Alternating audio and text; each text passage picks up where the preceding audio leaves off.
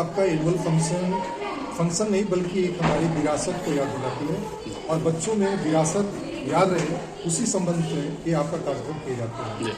हमारे भारतवर्ष में अनेक प्रकार की विरासत पड़ी हुई है, लेकिन बच्चों की किताब में सारी चीज़ें नहीं सिखाई जा सकती हैं।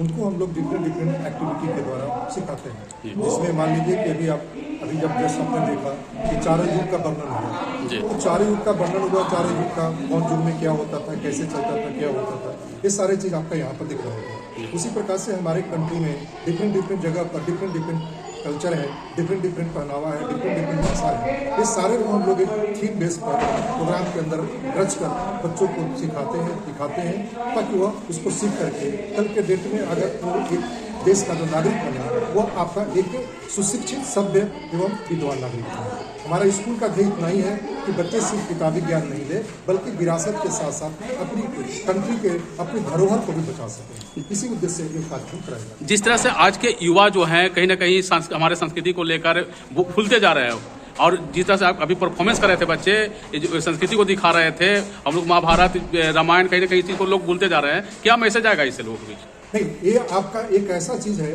कि बच्चों को किताब में पढ़ा करके वो चीज़ नहीं सिखाया जा सकता है जहाँ पर कि यहाँ पर खुद वो एक्ट कर रहे हैं, और एक एक्ट को करने के लिए कम से कम आपका 15 बार 20 बार उसको रिपीट करते हैं, जिसका रिजल्ट होता है कि वो चीज़ उनके जहन में घुस जाता है। और जब उसी चीज़ को जब प्लेटफॉर्म पर मंच पर प्रदर्शित करते हैं तो उनके द्वारा प्रदर्शित मंच पर देख करके दूसरे लोग भी उनको सीखते हैं, और इसलिए ये आपका सिखाने का तरीका ज़्यादा कारगर है। एक पानी दो काम, प्रतिभा को प्रतिभा मिल रहा है और विरासत भी एकदम सही कहा है। इसके साथ आपका क्या है, एक आपका तो बच्चों को लग रहा है कि हम आपका खेल रहे हैं, लेकिन हम सोच रहे हैं कि हम एजुकेट कर रहे हैं। आज के चीफ गेस्ट कौन आज के कार्यक्रम? आज का चीफ गेस्ट में हमारे कृषि मंत्री श्री संजय सिंह हैं, और इसी सदस्य के रूप में संजय चौरसिया जो सभापति आचार संहिता विधानसभा। जो बच्चे अच्छे परफॉर्मेंस करेंगे उन्हें सम्मानित भी किया जाएगा क्या? हाँ, उनको एक आपका अवार्ड मिलता है जी, और उनके साथ साथ सर्टिफिकेशन भी। आपके स्कूल में देखा था हमेशा पूरा मतलब बढ़िया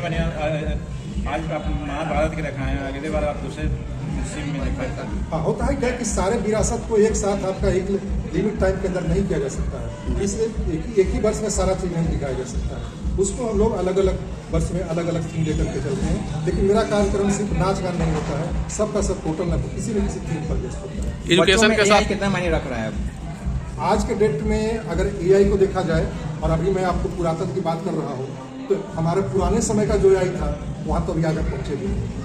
जो उस समय का AI था, नाम भले उसका दूसरा रूप था, लेकिन आज से ज़्यादा कारगर था।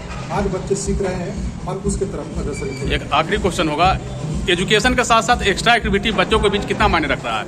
देखिए, ये आपका क्या है, एजुकेशन ही एक्स्ट्रा एक्टिविटी। अंतर इतना ही है कि एक आपका किताबी ज्ञान है और दूसरा क्या है आपका कार्यक्रम के द्वारा, उनके फिजिकल एक्टिविटी के द्वारा, उनके आपका प्रैक्टिकल वर्कशॉप के द्वारा किया जाता है। और प्रैक्टिकल वर्कशॉप के द्वारा जो वर्क किया जाता है वो ज़्यादा कारगर होता है और इस पर सेशन आखिरी वक्त में आ गया है। अब क्या कुछ तैयारियां हैं एनुअल एग्जाम को लेकर और नए एडमिशन को लेकर? नहीं, देखिए, होता क्या है कि हम लोग शुरू में भी हमारा पूरे वर्ष का कैलेंडर बना हुआ होता है, किस समय कौन एक्टिविटी करानी है, कौन से एग्जाम देनी है। इसलिए हम लोग सिलेबस को उसमें ध्यान में रख करके दिसंबर के मिड ऑफ दिसंबर तक टोटल लगभग हम लोग सिलेबस को कवर कर लेते हैं, ठीक है। और उसका रिजल्ट ये हो जाता है कि बच्चों पर आपका सिलेबस का लोड नहीं होता। मेरा नाम अशोक कुमार सिंह होगा, मैं आपको इस पब्लिक स्कूल का डायरेक्टर हूँ।